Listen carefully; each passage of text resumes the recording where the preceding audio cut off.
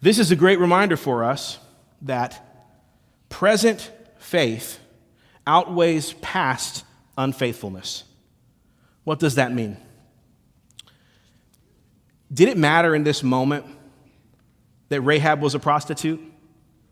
Did that matter at all in this situation? No. Did her time as a prostitute nullify God choosing to use her to save these spies? Did the fact that she was a prostitute mean that she was going to get destroyed by the armies anyway, even though she made a promise? That she wasn't worthy of even keeping a promise with, and the army's just going to get her anyway after they got what they needed? No. Why? Because her past sin was not as important as her present faith. When you come to Jesus to be saved, does he say, "Oh, I'm sorry, do you know what you've done?" Does he say, "I can't save you based upon your past"? Does Jesus say that? No, and praise God he doesn't, right? He says in John 6:37, "All that the Father gives me will come to me, and whoever comes to me I will never cast out." Revelation 22:17 says, "The Spirit and the bride say, 'Come,' and let the one who hears say, 'Come,' and let the one who is thirsty come, and let the one who desires take the water of life without price." It doesn't matter that you didn't come to Jesus before, as long as you come to him today. The second you come to Jesus in faith, it outweighs all the previous times when you didn't, and you should have. That's the point of the prodigal son. Just come home, man. Just come home. It doesn't matter that you didn't come home before. All that matters is you came home today, right? I think of the parable in Matthew 20. A manager in the vineyard hiring laborers for the day.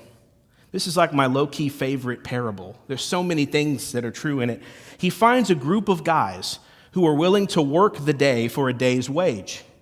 Then he goes out at midday and he hires some more guys who are willing to work the half day for a day's wage. And then he goes out again and gets more workers with 1 hour left in the workday, 4:55 p.m., and he promises him the full day's pay if they would just finish out the workday. And so they all work until the workday's finished, and then boss starts paying everybody their paycheck. Here's a denarius for you and for you and for you. At the end of the day, everybody's getting paid. And the guys who worked the full day are looking around saying, "Hey, wait a minute.